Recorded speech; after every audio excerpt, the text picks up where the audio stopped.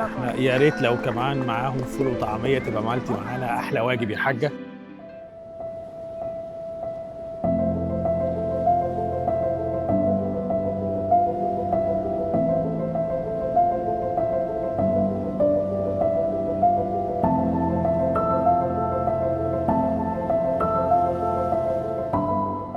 طيب الساعه دلوقتي 8، يا دوب الواحد لسه واخد شاور كويس. دلوقتي هنروح كلنا نتفرج على فيلم ليه علاقه بالماده اللي احنا بندرسها. بص الجمال ده، دي كلها معموله من الخشب، كل ده خشب نحت. ربنا يستر عشان في هنا الدببه والدقاوه. هنروح نتفرج دلوقتي على فيلم اسمه Arrival. مش فاكره قوي، فلسه هنسال الطلاب شويه اسئله بعد ما يتفرجوا على الفيلم عشان نشوف مدى استيعابهم للفكره.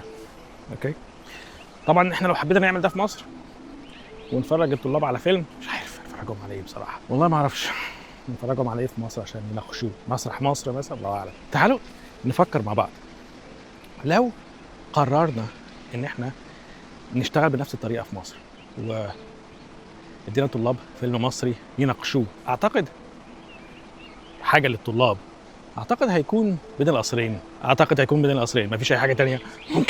ممكن يعني انا عايز اكتبوا لي اقتراحات لافلام مصريه ممكن طلاب في اعدادي او في ثانوي يتفرجوا عليهم من غير ما يكون فيه اي نوع من الحاجات الخادشه للحياء، وفي نفس الوقت يكون الفيلم فيه فكره كويسه او فلسفه كويسه ممكن حد يناقشها. اللهم بعض افلام احمد حلمي القديمه طبعا، ده اذا كان فيها فكره ممكن الطلاب يتعلموا منها، يعني مش عارف.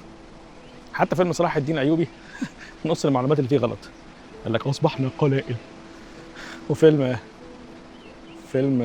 واسلامات، ده في بلاوي في الافلام المصريه، بلاوي. دلوقتي احنا هنشوف فيلم Arrivals، والمفروض ان الطلاب دلوقتي عندهم تاسك انهم يجاوبوا على شويه اسئله قبل ما يتفرجوا على الفيلم.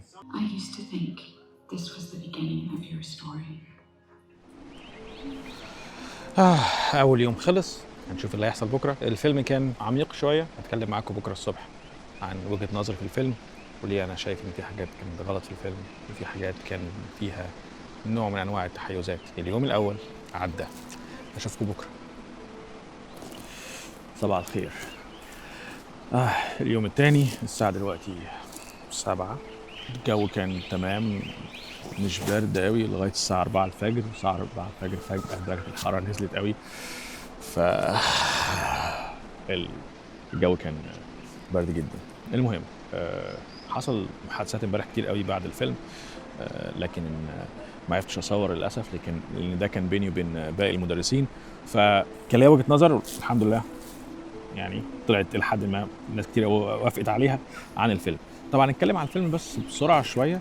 انا شايف مبدئيا ان اختيار الفيلم ده كان اختيار خاطئ للمجموعه دي من الطلاب، لان الفيلم ده عميق قوي وبيتكلم عن منطقه من مناطق المعرفه اللي الطلاب لسه ما يعرفوهاش، وهي اللغه. بس هتكلم عن الفيلم اللي بيحب الحرق، وانا بحب احرق قوي الافلام بصراحه.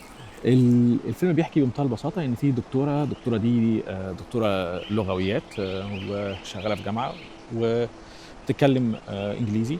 وطبعا في امريكا الكائنات الفضائيه ما بتنزلش غير في امريكا، وده مش مفهوم. يعني ليه حضرتك ما تنزلش غير في بلاد تانية؟ حضرتك عندنا في مكان في مصر اسمه صفة اللبن، ده اكيد لازم ينزل فيه كائنات فضائيه. احنا اصلا مش فاهمين يعني ايه صفة اللبن وايه الفعل ده صفة اللبن، يعني ايه ما بنفهمش.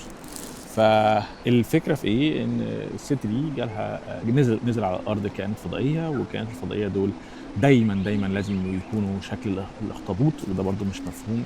ليه اخطبوط؟ مش فاهم، ده شيء غريب قوي يبقى شكل الاخطبوط دايما، وحاجه مخيفه قوي. انا اتكلمت برضو في النقطه دي اللي هو ليه اخطبوط، بس هو عشان عينيه كبيره ودي رجلين كتير وممكن يلدعك وبيطلع حبر، ما تفهمش ده برضو ايه. ويمكن برضو عشان خاطر الكائنات الفضائيه التطور اللي في الكوكب بتاعهم. هنا مثلا هم مؤمنين ان احنا تطورنا من قرود، فهناك ممكن يكون تطوروا من اخطبوط، لان كل الحياه ظهرت من البحر زي ما هم بيعتقدوا. فالمهم يا سيدي، فالفكره في ايه؟ ان الكائنات الفضائيه دي نزلت وابتدوا يجيبوا علماء كتير قوي عشان يتكلموا مع الكائنات الفضائيه، وهي كانت من ضمن الناس دول وهي كدكتورة أو عالمة لغويات، هي كانت الست اللي المفروض إن هي هتلاقي لغة تتكلم بيها معاهم. واللغة بتاعتهم كانت شكلها غريب أوي، دائرية وتقريبًا بيكتبوها أو بيرسموها بالحبر اللي بيخرج من رجليهم.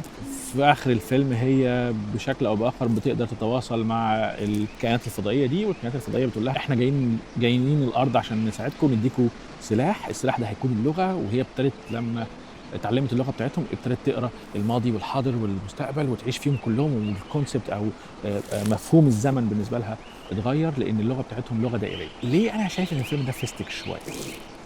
فكرة حلوة لكن يعني الطريقة فيستك. مبدئيًا كده علميًا أعتقد من وجهة نظري، وأنا مدرس لغات وباتكلم حوالي 3 أو 4 لغات. فاللغات اللي ممكن طبعًا نسيت أحكي كمان إن في الفيلم جايبين إن طبعًا الأمريكان هم اللي ساعدوا، هم اللي قدروا يفكوا رموز حجر رشيد، هم اللي قدروا يفكوا شفرة اللغات الكائنات الفضائية، وإن الصينيين ما عرفوش طبعًا، وكانوا الصينيين هيبهدلوا الدنيا ويحاربوهم وبتاع. طبعًا إحنا عارفين لو نزل كائن فضائي في الصين بياكلوه، في الهند بيعبدوه، في مصر ما علينا بيجوزوه. ف الفكرة في إيه؟ أنا شايف إن اللغة الإنجليزية أو اللغة الفرنسية أو أي لغة بتتكتب باللاتيني، دي لغة ما ينفعش تفك رموز حاجة تانية بشكل كويس. بمعنى أحسن اللغات اللي تقدر تفك رموز اللغة اللي كانت موجودة في الفيلم ده، أعتقد هي اللغات اليابانية وبعديها اللغة الصينية. ليه بقى؟ لأن في حاجتين مهمين جدًا في اللغة اليابانية واللغة الصينية، وأنا عِشت في الصين حوالي 5 سنين وكوريا وآسيا يعني. في حاجة في الياباني اسمها الكانجي، والكانجي ده اتاخد من الصيني، اللغة الصينية القديمة أو اللغة الصينية التقليدية المعقدة. الكانجي ده عبارة عن رمز، الكلمة آآ بمعناها بكل معانيها هي رمز واحد. الرمز ده كل ما كان معقد كل ما كانت الكلمة تحمل معاني أقوى وأعمق وفيها شمول أكتر. فأعتقد إن دول لو حاولوا إن هم يترجموا أو يتوصلوا لشفرة حل اللغة بتاعة الكائنات الفضائية، أعتقد اليابانيين والصينيين هم هيكونوا أول ناس يقدروا يعملوا حاجة زي كده. في المرتبة التانية هتكون اللغات السنسكريتية ودي اللغات الهندية، وأنا شايف إن هم برضو يقدروا يعملوا حاجة زي كده للجرامر بتاعهم أو القواعد النحوية بتاعتهم، لأنهم عندهم الكونسبت بتاع الزمن برضو في تعقيد كبير جدا. أصلا لما كنت عايش في الهند أو لما زرت الهند، الديانة الهندوسية أعتقد إن كل الأديان اللي موجودة هي أديان فيها خط واحد، بداية ونهاية. ربنا خلقنا، هنموت قيامة، هنخش النار كلنا أو ممكن ناس تنجو. لكن الهند لأ، الهند الموضوع فيها دايرة شوية، هنموت ونرجع نعيش ونرجع نموت ونقعد يعلمون دوخين لغاية ما نتحد مع البراهما الإله بتاعهم. وده هي الغاية من حياة الهنود، إن هو يبقى كويس أو يتبع اللي مش عارف إيه عشان خاطر يوصل إن روحه بدل ما تخش في الدايرة المفرغة دي، لأ يرجع وتتحد روحه بالبراهما. ودي قصة هاتكلم عنها في وقت تاني.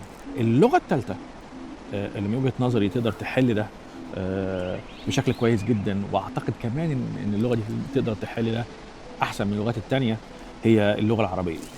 طيب واحد هييجي يقول لي ده تحيُّز معرفي وأنت متحيِّز عشان خاطر دي لغتك وأنت مدرس لغة عربية وأنت يا باشا أنا متحيِّز، بس الفكرة مش في كده. مبدئيًا كده اللغة عندنا فيها 12.900.000 مصدر. المصدر ده أنت ممكن تجيب منه عدد لا نهائي من ال مش العدد لا نهائي، من 10 ل12 مشتق، اللي هو مثلًا كتبة، هتلاقي كتبة، كاتب، مكتوب، مكتب، مكتبة، كُتيب، اكتب، يكتب. ففي حاجات كتير أوي في اللغة العربية. الحاجة التانية، اللغة العربية الخط فيها مختلف، أنت ممكن تكتب بالخط الديواني. أنت لو شُفت كل الخطوط اللي موجودة في اللغة العربية، أنت كل مدينة أو كل دولة في البلاد الإسلامية كان ليها الخط بتاعها. فأنت عندك بنفس الكونسبت أو نفس المفهوم اللي موجود في الفيلم بتاع الخطوط المدورة المتداخلة، إن إزاي دايرة واحدة يبقى فيها كل المعلومات دي. أيوه أنت موجودة عندك. أنت لو نزلت شارع المعز أو رُحت أي مسجد قديم شوية، هتلاقي كمية لوح مرسومة بالخط الديواني فيها كل حاجة. أنت بتتكلم في آية كاملة مكتوبة بالخط الديواني وكلها شبه الخطوط اللي كانت لو اعتبرناها يعني في كائنات فضائية. فالعربي لأ يقدر يعمل حاجة زي كده. الحاجة التانية من الحاجات الغريبة في اللغة العربية، خصوصًا الإعجاز اللي في القرآن الكريم، ان هتلاقي ان الكونسبت بتاع الزمن او مفهوم الزمن، أنا ليه بقول كونسبت كتير، مفهوم الزمن بشكل كبير قوي موجود في القرآن بإعجاز غير طبيعي. يعني مثلا احنا كبشر مرتبطين بالزمن، ماضي وحاضر ومستقبل، و لان الزمن هو الفتره اللي بتلف فيها الارض حوالين نفسها، او الفتره اللي بتلف فيها الارض حوالين الشمس، حوالين نفسها يوم، حوالين الشمس سنه. فاحنا عندنا ماضي حاضر مستقبل، لكن عند ربنا ما فيش الكلام ده بقى. عند ربنا ما فيش ماضي وحاضر ومستقبل. فربنا تلاقيه مثلا في القرآن بيتكلم عن يوم القيامة بصيغة الماضي. القرآن قدر يعمل حاجة زي كده، قدر يتكلم عن حاجات بصيغة الماضي، قدر يتكلم عن حاجات بصيغة المستقبل، وهي نفس الحاجة. تمام.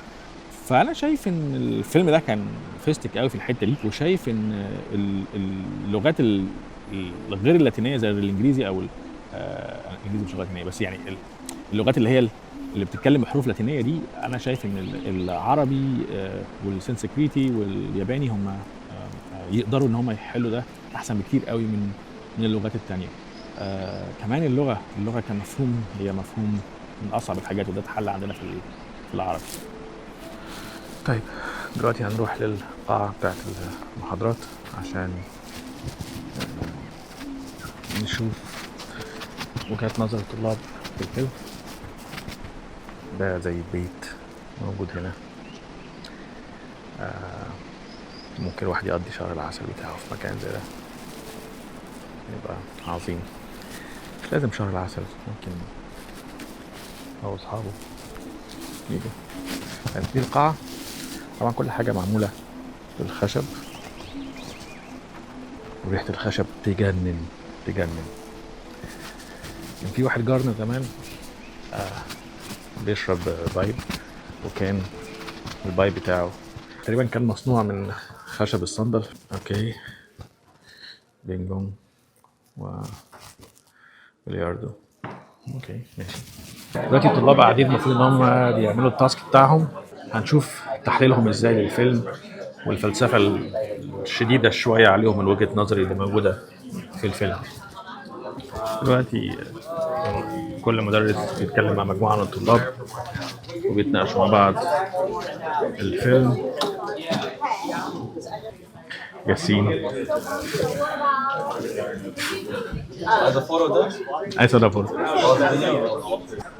احنا يا ريت لو كمان معاهم فول وطعميه تبقى عملتي معانا احلى واجب يا حاجه، صح؟ شويه فلافل.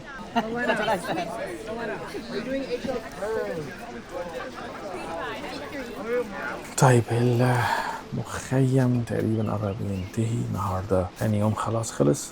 كان في شويه مشاكل مع بعض سلوك الطلاب، ويعني حصل شويه مشاكل، عشان كده في بعض الانشطه اللي احنا عملناهاش. والساعه دلوقتي 11 والجو بارد جدا جدا جدا جدا جدا. بكره هنرجع لسان فرانسيسكو. احنا بينا وبين سان فرانسيسكو حوالي ساعه بالسياره بالعربيه، لكن بالاتوبيس حوالي 4 ساعات، اسف ساعتين بس. لسه هعمل فيديوهات تانية هتكلم فيها عن الحياة في سان فرانسيسكو بشكل عام، والأماكن الناس ممكن تزورها. وأنا حاليا بدور على شقة، فلو أنت عايز تشوف الشقق اللي موجودة في سان فرانسيسكو وأسعارها وإيه الحلو اللي فيها وإيه الوحش اللي فيها، أعتقد دي هتبقى فرصة كويسة عشان تاخد فكرة عن اللي بيحصل. كمان هزور أماكن سياحية الموجودة في سان فرانسيسكو. الجو دلوقتي كويس، في أماكن كتير قوي، جولدن جيت بارك، جولدن جيت بريدج، في سجن الكاتراز بتاع فيلم الكاتراز بتاع نيكولاس كيج وشون كونري أعتقد، وكمان فيشرمان وورف، ليتل إيطالي، تشاينا تاون. في أماكن كتير قوي، جابان تاون، في أماكن كتير قوي الواحد ممكن يشوفها في سان فرانسيسكو. والحلو إن في سان فرانسيسكو مفيش زحمة، إحنا كلنا على بعض هنا 800,000 بس، مفيش مشكلة يعني في المواصلات أو حاجة زي كده. المتعب شوية برا لو أنت ساكن في مكان تاني، بره سان فرانسيسكو زي مثلا اوكلاند او باركلي او اماكن زي كده، بيكون في الوقت الذروه زي ما بيقولوا، الوقت بيكون الدنيا بتكون زحمه. بس هشوف ده كله كمان. هتكلم في حاجات كتير عن تاريخ البلد دي، وعن ايه الحلو فيها، والجالية العربية اللي هنا، المساجد اللي هنا، كل ده هنتكلم فيه. النهارده آخر يوم في الرحلة بتاعتنا، وقلت برضو أتكلم معاكم شوية عن تاريخ سان فرانسيسكو أو كاليفورنيا بشكل عام. في سنة 1700 أو قبل سنة 1700 كان معظم الناس اللي ساكنين هنا هم قبائل من السكان الأصليين، اللي هم في ناس كتير قوي بتسميهم الهنود الحمر، ودي طبعا تسمية خاطئة، هم مش هنود خالص. كان أعتقد قبائل اسمها قبائل الهالوون أو حاجة زي كده، وكانت قبائل عايشة على الصيد وخلاص على كده. سنة 1770 مثلا الأسبان جم المدينة هنا، وده بيفسر ليه ناس كتير هنا بتتكلم أسباني. والأسبان لما جم هنا بنوا كنيسة وسموها ميشن سان فرانسيسكو، ودي محطة مترو أصلا موجودة هنا، وبنوا كنيسة وبنوا مدينة صغيرة، وكانوا كلهم على بعض 1000 واحد، مش كتير يعني. وطبعا بشروا بالمسيحية وسط السكان الأصليين، وما خلاص على كده لحد سنة 1848 حصلت حاجة اسمها حمى الذهب. اكتشفوا ذهب في المدينة، وزي ما قلت كان عدد السكان كلهم على بعض 1000 يعني، قرية مش مدينة. اكتشفوا ذهب، ففجأة الناس كلها اتجننت، ايه ده في ذهب في كاليفورنيا، يلا نطلع على هناك، الدنيا هناك حلوة. وألفات الناس هاجروا أو سابوا بيوتهم في ولايات تانية وجم على سان فرانسيسكو. وفي ظرف سنة أو سنتين كان عدد الناس كبر ما بين 1000 لحد 25,000. وابتدت سان فرانسيسكو تتعرف، أو كاليفورنيا تتعرف، بأن هي مكان غالي جدا ومكان فيه فلوس، ويعني العيشة مرتاحة هنا. والدنيا فضلت ماشية زي كده، دهب كتير، فلوس كتير، الناس كلها بتيجي هنا لحد سنة 1906. في سنة 1906 حصل حاجة وحشة جدا، زلزال ضخم هنا. الزلزال ده كان مدمر بكل ما تحمله الكلمة من معنى. بيوت، مباني، ما كانش بتفرق الزلزال يعني، مباني طويلة، مباني قصيرة، كله بيقع، الدنيا كانت دمار. هحط لكم شوية صور وفيديوهات من الصور، أعتقد من بشاعة اللي حصل. وده أحد الأسباب إن هنا في سان فرانسيسكو كلها صعب جدا تلاقي حمامات سباحة، لأن هم بيقولوا لو في مكان فيه حمام سباحة وبعدين حصل زلزال تاني، لأن احنا برضو قريبين من المحيط، المية دي أو الحمام السباحة هيبهدل الدنيا يعني. وبعد كده بعد ما المدينة اتدمرت عن بكرة أبيها، ابتدى الناس يتكاتفوا مع بعض تاني ويعيدوا بناء المدينة. وسابوا بعض المباني من آثار الزلزال، سابوها زي ما هي عشان تكون ذكرى للي حصل. و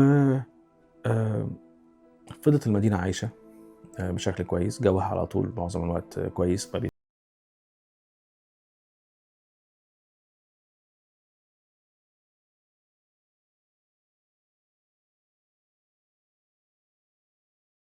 الحرية والسلام والحفاظ على البيئة وكل القضايا الإنسانية دي أو البيئية دي. فعشان كده برضو في ناس كتير قوي سابوا الولايات بتاعتهم وجم عاشوا في سان فرانسيسكو، زي الأقليات من أعراق كتيرة، زي مثلا اللاتينوس أو بينتموا لمجتمع الميم زي ما الناس بتقول عليهم.